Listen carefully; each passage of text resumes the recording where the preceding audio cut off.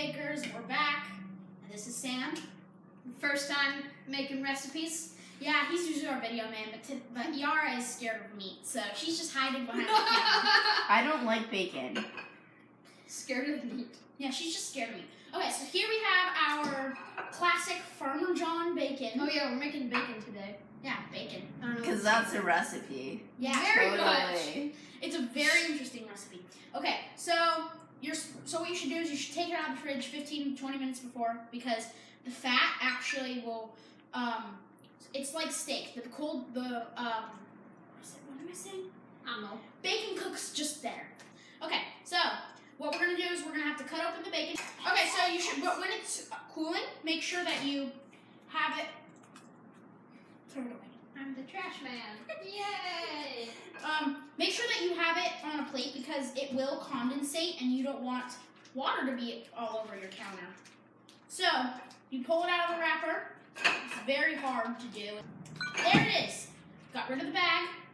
And let's unfold the wrapper. Don't preheat the skillet! A cold skillet actually helps render the fat slowly. So it's not like chewy in some parts and crunchy. Okay, so what you have to do is you take off the bacon and you set it across the pan. You're in a bunch of strips.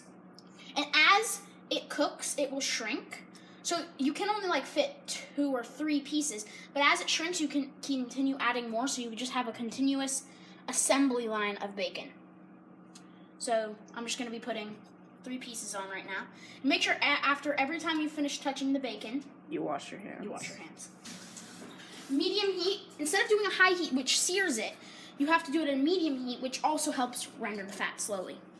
Okay, so as you can see, the bacon's begun to sizzle, which means it's begun to cook. And that means it will begin to crisp. So many means, right?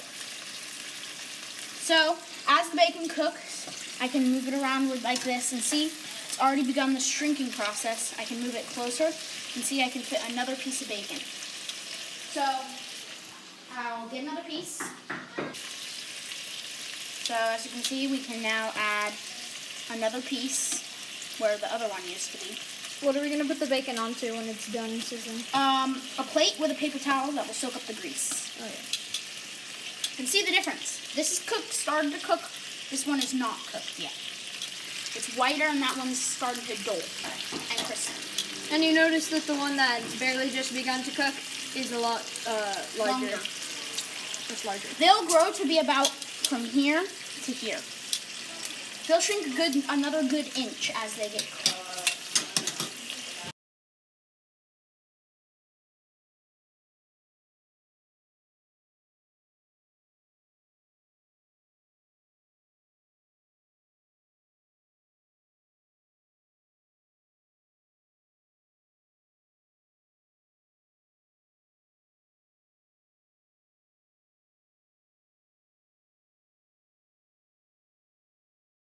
Okay, so what you do is, our bacon is done. So what you do is you have to fold it and put it on this. This is to soak up the grease.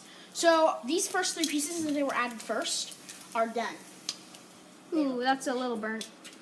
Yeah, because they're being left in right now. They're all a little bit tiny burnt on one side. Yeah, I They're think the done. 4th one we're gonna have to take out right now. Yeah. And the 4th. And then Brent, Mr. Bacon Master, what do we do with the grease when we're done? So with the grease, you should never put it in plastic, ever, because it will melt. What you should do is you need to put it in a glass cup.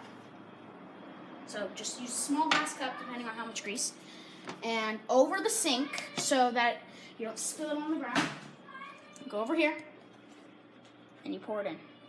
Angle it away from you so if it does spill grease, Yeah, be very careful. You don't want to get this stuff on your hands.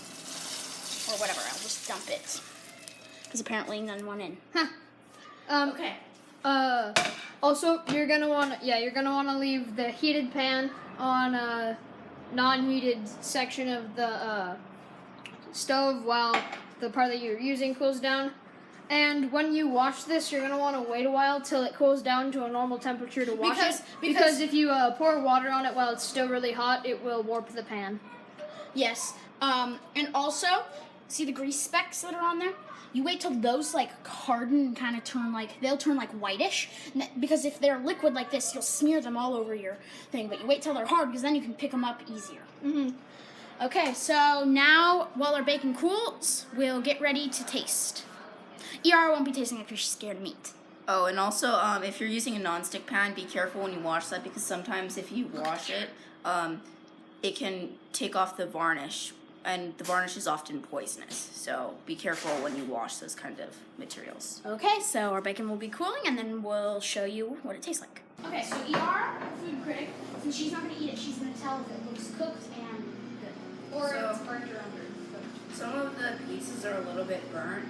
The edges are just fatty bits, so that's fine. Some people don't like eating that, from what I can tell. But otherwise, that doesn't look undercooked. Okay, so now Same me and Sam will each Sam and I. Sam and I will each take 2 pieces of bacon.